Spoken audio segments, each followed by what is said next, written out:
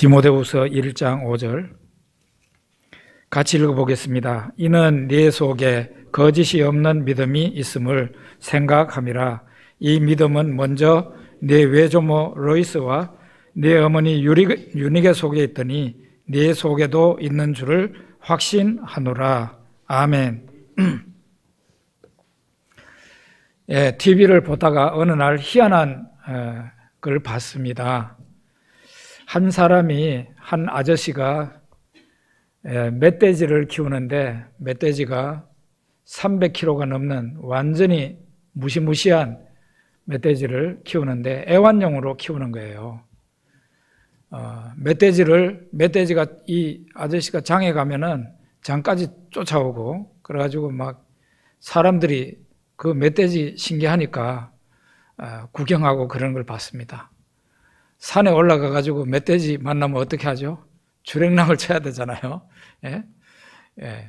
그런데 그렇게 무시무시한 멧돼지가 어떻게 아저씨를 그렇게 잘 따르게 됐을까요?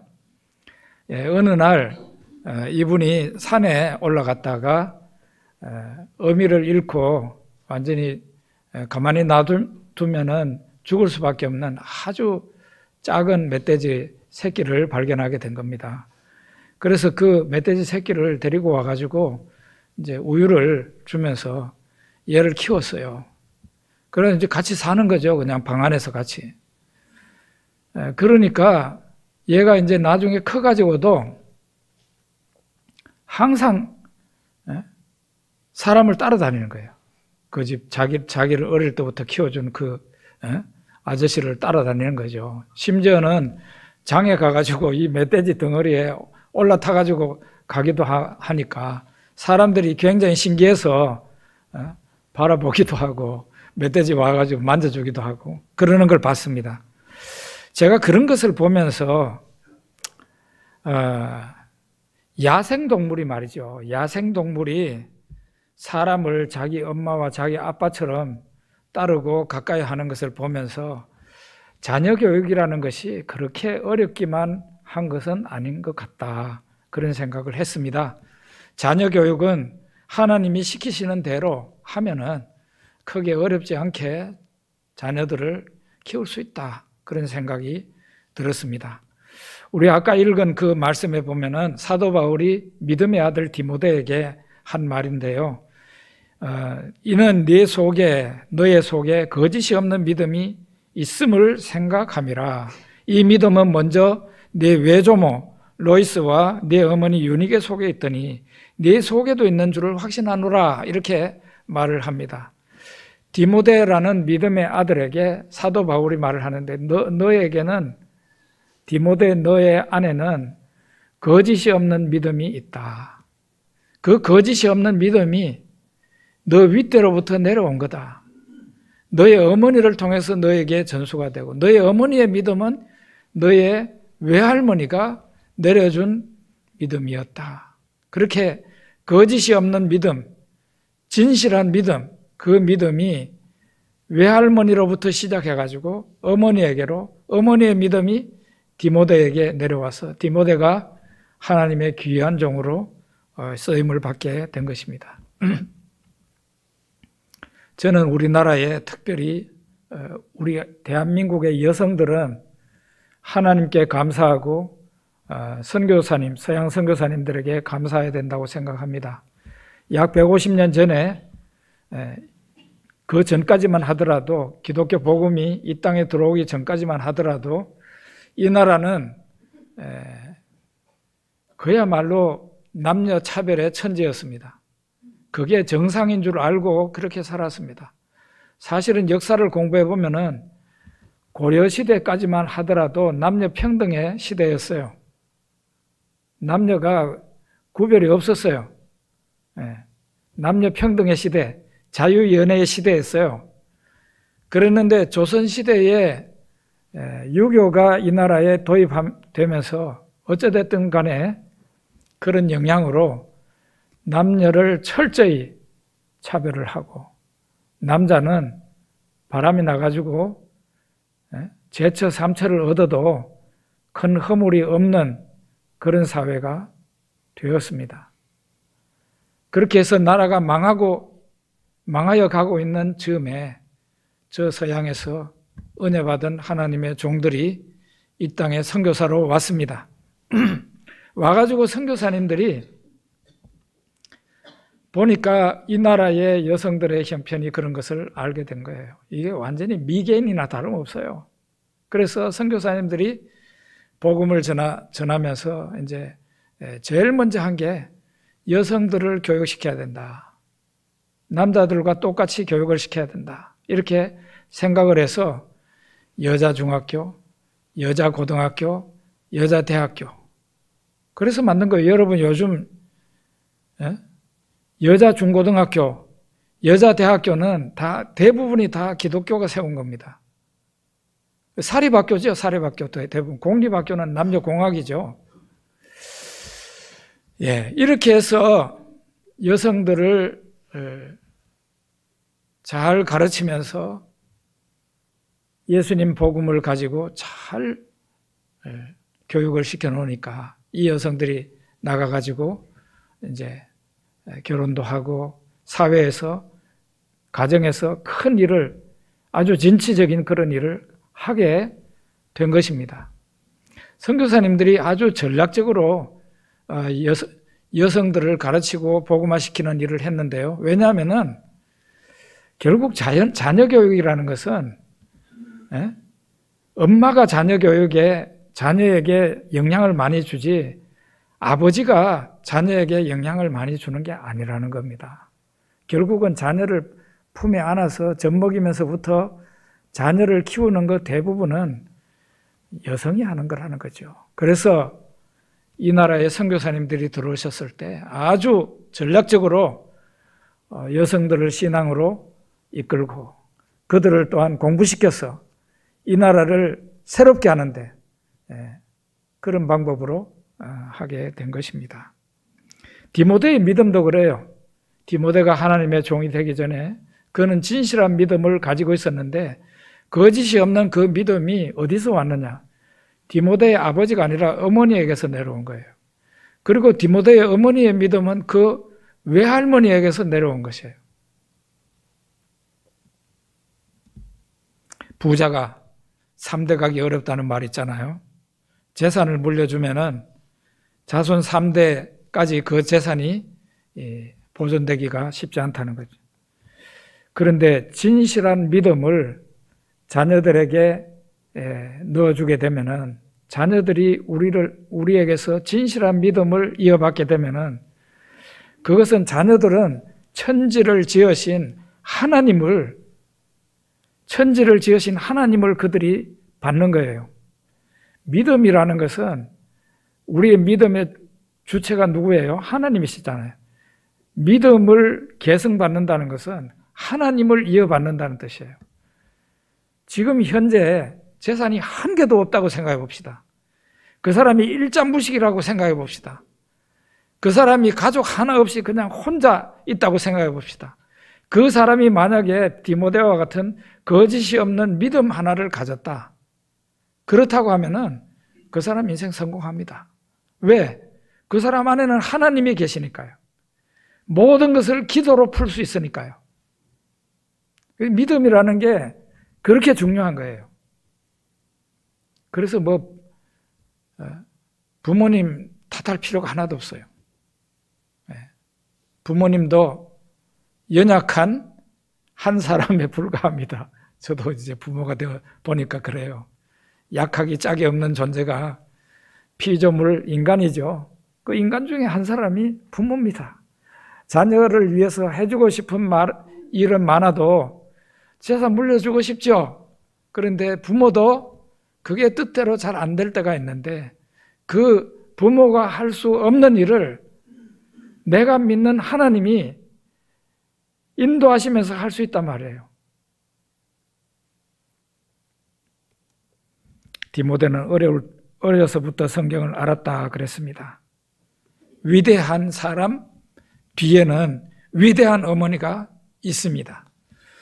오늘 주보 칼럼란에 제가 감리교 창시자인 존 웨슬레의 어머니 스잔나에 대해서 글을 썼습니다. 스잔나는 목사의 딸이었습니다. 그분은 아주 아름다운 성품을 가지고 있었고 신앙심도 굉장히 깊은 분이었다고 알려져 있습니다. 거기에다가 상당히 학문이 높은 분이었습니다. 헬라어, 라틴어, 프랑스어, 논리학, 여러 학문을 섭렵한 그런 여인이었습니다. 이분이 20살 때에 사무엘 웨슬리와 결혼을 했는데 스라에 아들 셋과 딸 7을 두었다고 그렇게 얘기를 하고요. 아주 전부 다 아들, 딸들을 훌륭한 인물로 키워냈다고 합니다. 스잔나가 자녀를 교육시킨 방법은 자녀가 나이가 5살이 딱 되면은 창세기 1장을 가지고 글을 깨우치게 했다고 그럽니다. 이제 글을 배워야 될 거 아니에요. 자녀들에게 글을 깨우치게 하는 방법이 창세기 1장을 가지고 나이 5이 되면, 애 나이 5이 되면 창세기 1장을 가지고 글 쓰는 방법, 글 읽는 방법을 가르쳤다는 거예요. 이게 완전히 일거양득이죠. 글도 깨우치고 천지를 지신 하나님에 대해서도 알게 되고. 그리고 둘째는요, 큰 아이가 작은 아이를 가르치는 방법으로 했대요. 그리고 그 작은 아이는 또 그 밑에 더 작은 아이에게 가르치고, 이렇게 해가지고 자녀가 자녀를 가르치는 방법으로 교육을 시켰다고 합니다. 여러분, 좋은 교육 방법이 바로 이거라는 거 아시죠? 내가 듣는 것보다 더 좋은 교육 방법은 내가 가르치는 겁니다. 내가 가르치는 거예요. 그래서 제가 일부 예배 오늘 9시 반 예배 드리면서 우리 교사 선생님들한테 그랬어요. 여러분들은 교회에서 제일 힘든 일을 맡았습니다. 그런데 여러분들은 이 교회에서 가장 큰 복을 받은 사람들입니다. 그런 얘기를 했어요. 왜?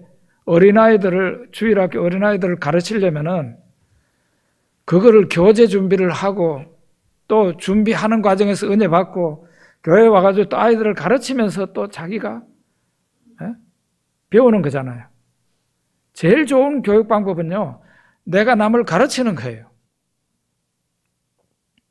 스잔나는 이런 방법으로 자녀가 자녀를 교육하게 해서 가장 지혜로운 방법으로 자녀를 가르친 겁니다. 여러분, 자녀 교육에 있어서도 교과서가 있고 좋은 지침서가 있는데 성경보다 더 좋은 지침서는 없습니다. 성경이 어떤 책입니까? 디모데후서 3장 15절에서 17절에 보니까 이런 말씀이 있어요. 또 어려서부터 성경을 알았나니 성경은 능히 너로 하여금 그리스도 예수 안에 있는 믿음으로 말미암아 구원에 이르는 지혜가 있게 하느니라. 모든 성경은 하나님의 감동으로 된 것으로 교훈과 책망과 바르게 함과 의로 교육하기에 유익하니 이는 하나님의 사람으로 온전하게 하며 모든 선한 일을 행할 능력을 갖추게 하려 함이라. 그랬어요. 성경이 자녀 교육의 교과서라는 거죠. 그 교과서를 제대로 안 가르치고 엉뚱한 동화책이나 갖다 대고 그러면 안 됩니다. 성경이 왜 교과서냐? 성경은 하나님의 계시입니다. 성경을 갖다가 하나님의 계시라고 그러는데 하나님의 특별 계시라는 말을 합니다. 특별 계시. 여러분 이쪽에 창문으로 보면은 저 밭도 보이고 자연이 보이죠? 자연과 우주, 저거는 하나님의 일반 계시입니다. 하나님이 계신다는 것을 저 자연과 밤하늘에 떠 있는 별들, 해, 달 이런 게 보여주고 있는 거예요. 예? 보여주고 있는 거예요. 저 일반 계시는 하나님의 존재를 보여주고 있어요. 그 계시예요, 계시. 이 자연을 보고 저 우주를 보고도 하나님을 못 믿는 사람은 바보 중에 상바보입니다.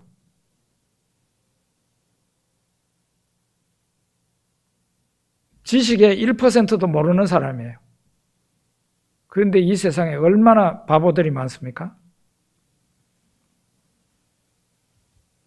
여러분, 우리 얼굴만 보더라도 하나님의 솜씨를 알 수 있어요. 하나님이 계심을 알 수 있어요. 여러분, 요 눈 위에 뭐가 있죠? 여기 뚝이 있죠, 뚝.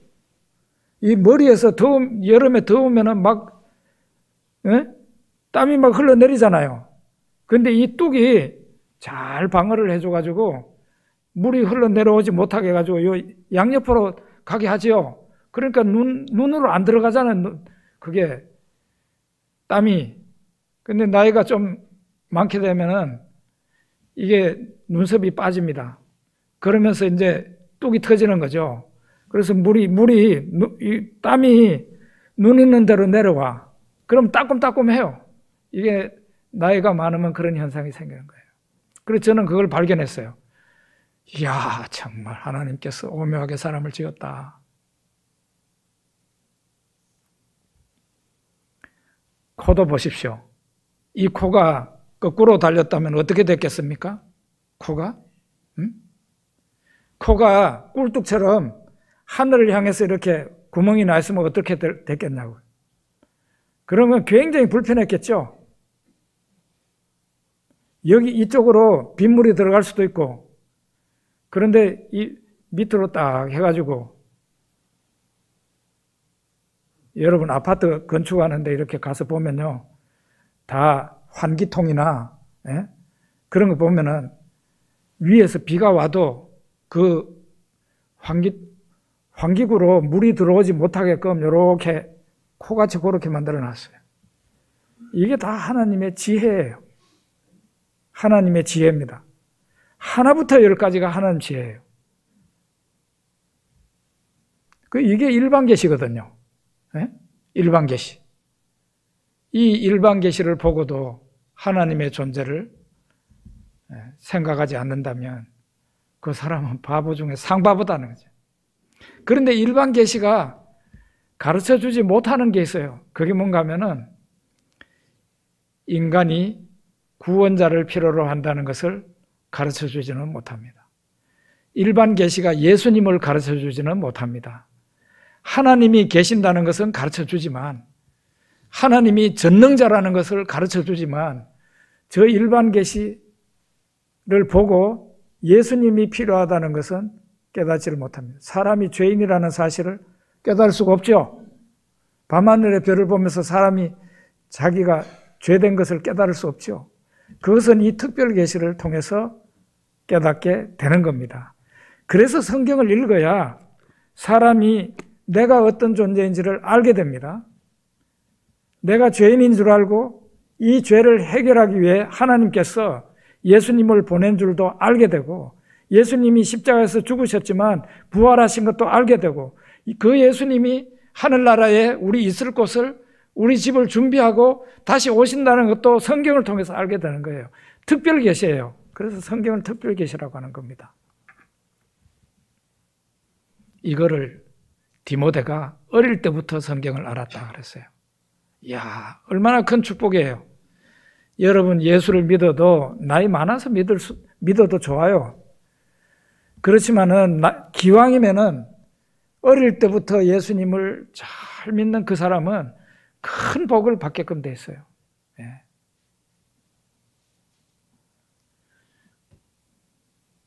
어릴 때 예수 믿는다. 진실한 신앙을 갖는다. 그거는 엄청난 큰 축복이에요.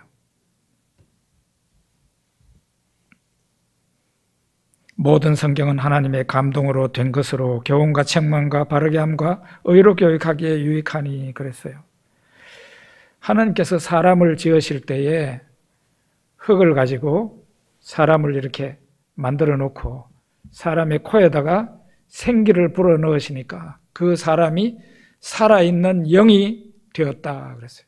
생명이 되었다 그랬어요. 이와 마찬가지로 하나님께서 성경에 하나님의 입김, 하나님의 호흡을 불어 넣으셨다는 거예요. 이 감동으로 됐다는 말이 그런 뜻이에요. 하나님의 생기를 이 성경에 불어 넣었다는 거예요. 그래서 성경을 읽는 사람들은 삶에 있어서 큰 용기를 얻게 되는 거예요. 여러분 어렵고 힘들 때 뭐 하십니까? 성경을 많이 읽으셔요. 성경을. 자녀들과 함께 성경을 읽고 함께 기도하고 그렇게 하십시오.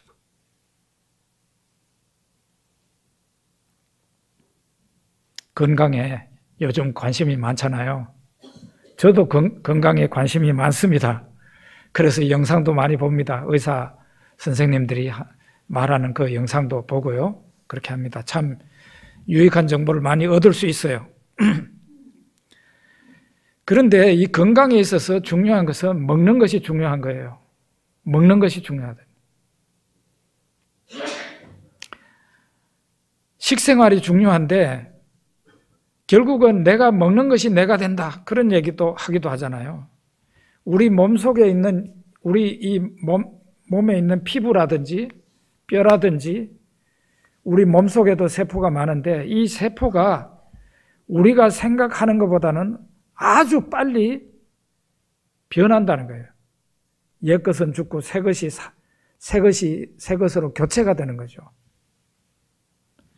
우리에게 있는 이 피부는 28일 만에 새 것으로 바뀐답니다.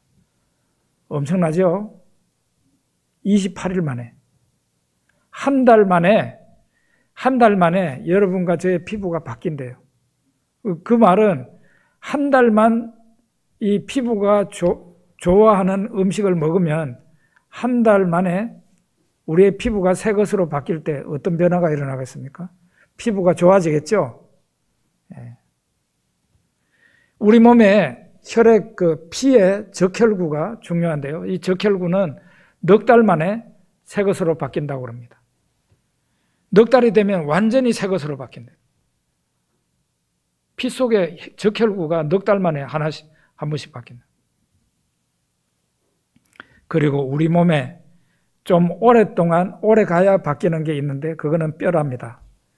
뼈는 7년에서 10년 사이에 바뀐대요. 새 것으로. 우리 몸의 대부분의 세포는 1년이면 새 것으로 다 바뀐다는 거죠. 지금까지 내가 그냥 먹고 싶은 거 먹고 건강이 건강보다는 먹고 싶은 거 먹어야지 이렇게 하면서 몸에 안 좋은 것도 많이 드셨던 분들은 지금부터 조심하면은 1년 후에는 보라 새 것이 되었도다 이렇게 될 수 있어요.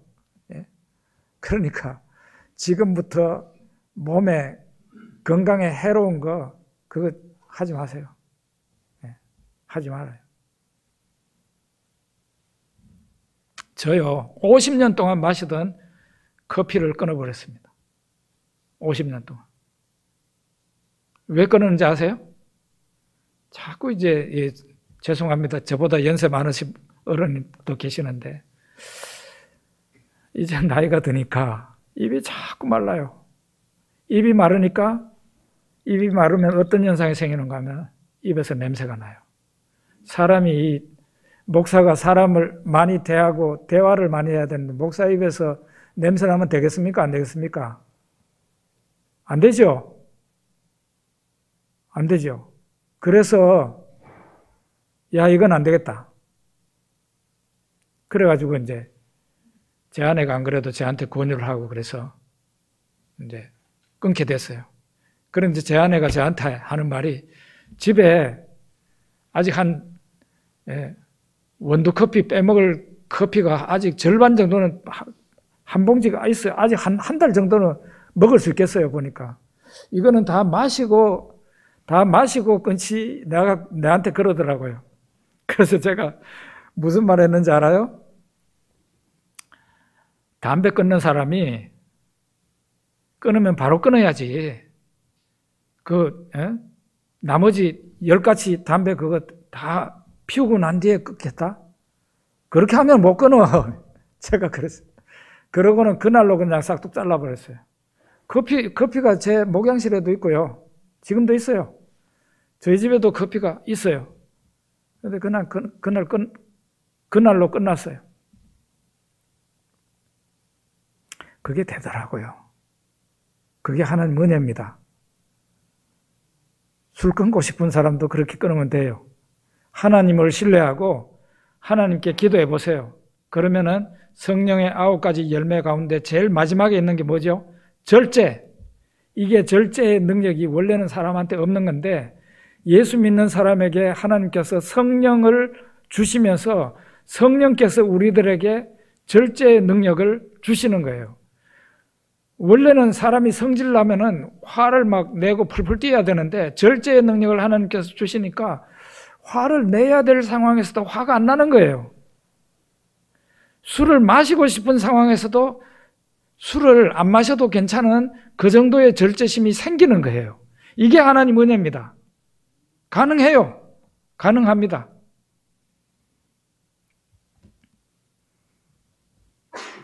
성경은 영혼의 양식입니다. 우리 육체를 위해서도 좋은 음식이 필요한 것처럼 우리 영혼에 좋은 음식, 성경 말씀이 필요합니다. 성경 안에는 온갖 영양소가 가득한데요. 그래서 예수님이 사람이 떡으로만 살 것이 아니요 하나님의 입으로 나오는 모든 말씀으로 살 것이라 그랬어요. 떡으로만 사는 게 아니라 하나님의 입에서 나오는 모든 말씀으로 살 거예요. 성경 말씀이 바로 그런 말씀이라는 거죠. 성경에 신구약 성경 창세기에서 요한계시록까지 신구약 성경의 전체의 70%가 스토리라는 걸 아십니까? 이야기로 돼 있어요. 성경에는 무수한 이야기가 있어요. 그러니까 성경을 읽으면은 잘 안 잊어버리는 거예요. 이야기 잘 잊어먹습니까? 이야기는 생각나죠. 성경의 70%가 이야기예요. 그래서 성경을 읽고 나면은 사람들에게, 우리 자녀들에게 이야기도 해줄 수 있고, 자녀들이 성경을 읽으면은 성경 속에서 많은 이야기를 발견할 수 있습니다. 제가 아주 오래전에 들었는 이야기인데요. 경북대학교, 그 당시에 제가 들은 그대로만 말씀드릴게요. 제가 아주 젊을 때 들었어요. 경북대학교 영문학과에서는 학생이 영문학과에 들어오면은 반드시 킹제임스 성경을, 영어 성경을 읽도록 하는 필독서라고 그러더라고요. 왜냐하면은 그 킹제임스 성경이 고전 영어에 유일하게 남아있는 것이 킹제임스 성경이에요.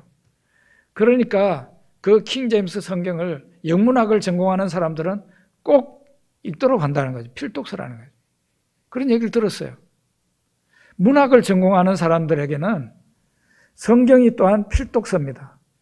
왜 그런가 하면은 문학이라는 것은 내가 쓴 뭐 소설이든 시든 그게 다른 사람에게 공감을 줘야 되잖아요. 이게 공감을 주지 않는 문학이라는 것은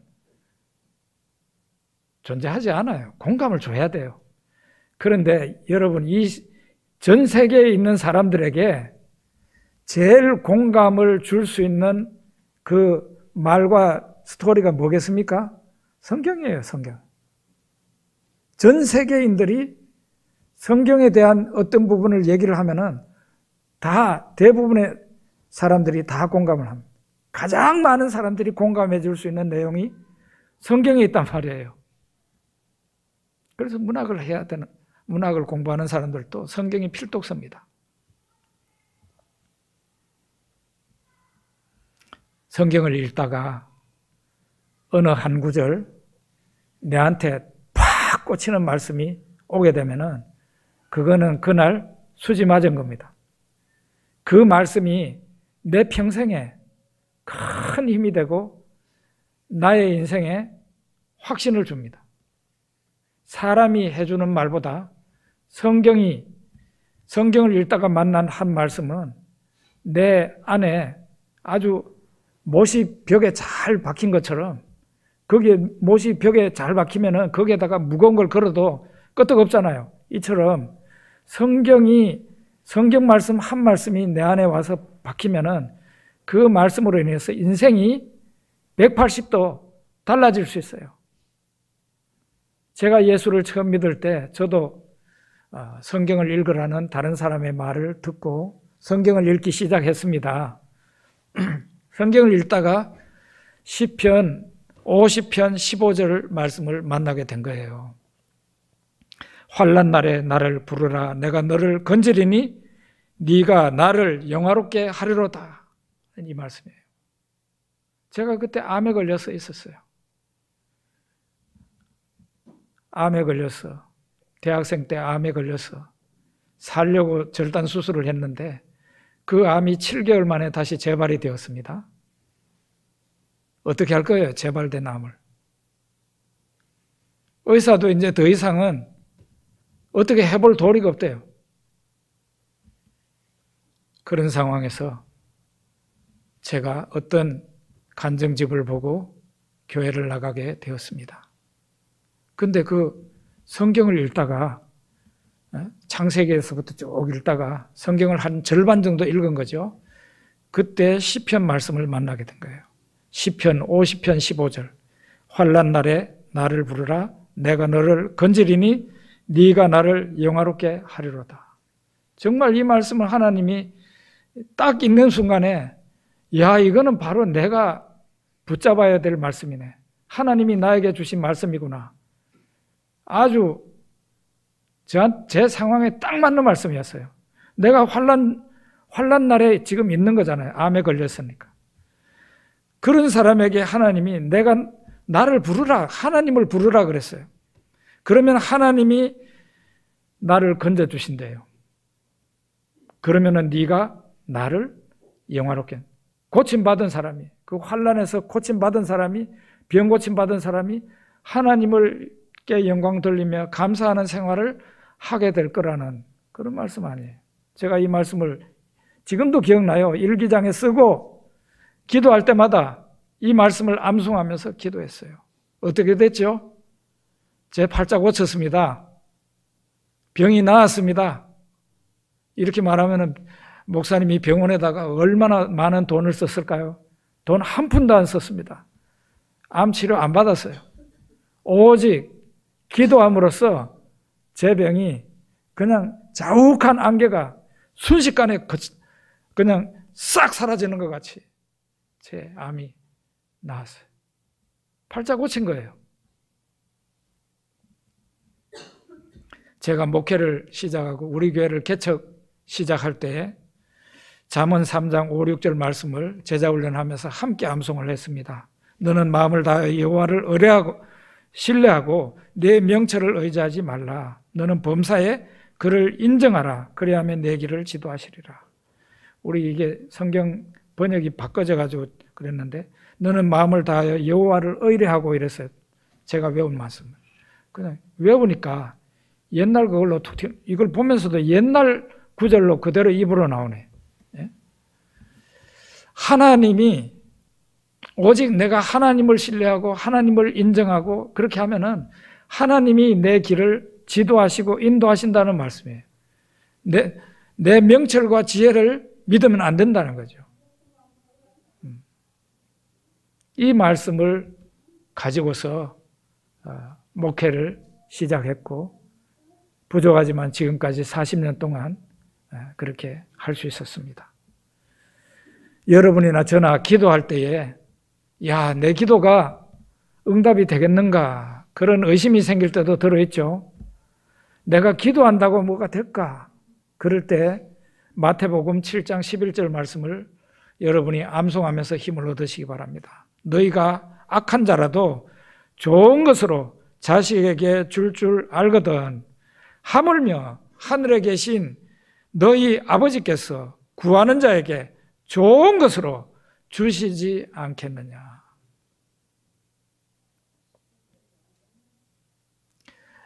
제가 최근에 저도 여러분 보기에는 멀쩡하게 보일지 모르지만 저도 몸이 그다지 건강하지 못해요. 그래서 지금 수백만을 들여서 치료를 받아야 될 그런 이 문제가 있어요. 한 900만 원 정도 든대요. 900만 원. 생돈 900만 원을 병원에 갖다 내야 돼. 제가 저녁 기도회 때 제가 기도를 했어요. 제가 지금 처음으로 고백하는 겁니다. 하나님 아버지, 의사 선생님이 하는 말이 900만 원에 수술을 한답니다. 그 900만 원 꼭 돈 내고 그렇게 수술해서 내 병을 낫는 것보다 첫째 돈이 아까운 거예요. 하나님께서 제 아픈 곳을 치료해 주시면 좋겠습니다. 그렇게 기도하고 있어요. 그래서 지금 굉장히 좋아지고 있는 제 몸의 그 아픈 부분이 좋아지고 있는 것을 느낍니다. 상당히 좋아졌어요. 지난번에 한 달 전인가 2달 전인가 의사한테 갔더니 그 약을 먹고 있는데요. 아주 그냥 수치상으로 아유 많이 좋아졌네요. 계속 약 드십시오. 이렇게 아주 지금 약을 먹고 있는 중인데 상당히 좋아졌어요. 또 한 달 전보다 더 좋아졌어요. 그래요. 뭐 수백만 원이 아니라 수천만 원이라도 내가 살 수 있다면, 건강할 수 있다면 수술이 있건 뭐든 할 수 있죠. 그런데 좋으신 하나님께 기도 한번 해보는 게 어떻겠습니까? 하나님이 기도하는 자에게 좋은 것을 주신다는데 이걸 믿을 수 있잖아요. 좋은 것을 주신대요. 기도하는 자에게. 이것을 믿고 하나님 앞에 나가면 하나님께서는 시건하시지 않는, 거짓말하지 않는 하나님이라 하셨으니까 여러분과 저에게 좋은 것으로 축복해 주실 것입니다. 우리 자녀들을 잘 키우고 싶은 마음은 누구나 다 있습니다. 자녀들을 잘 키우는 방법은 뭐 다른 게 없고 부모가 하나님 앞에 거짓이 없는 믿음을 가지고 살면은 그저 자식들이 부모가 신앙생활하는 것을 보게 됩니다. 그것이 가장 좋은 방법이에요. 그리고 자녀 교육의 교과서는 바로 성경이에요. 성경을 내가 열심히 읽으면서 자녀들과 함께 나누고 자녀들이 읽도록 하고 그렇게 하면은 하나님의 영이 자녀들에게 믿음을 주시고 자녀들의 어려운 문제를 자녀들이 직접 기도해서 하나님께서 어떻게 응답해 주시는지 자녀들이 경험하게 되는 거 아니겠습니까? 여러분이나 저나 또 우리 자녀들 하나님 앞에 축복받기를 많이 기도하고 그래야 되겠습니다. 기도하겠습니다.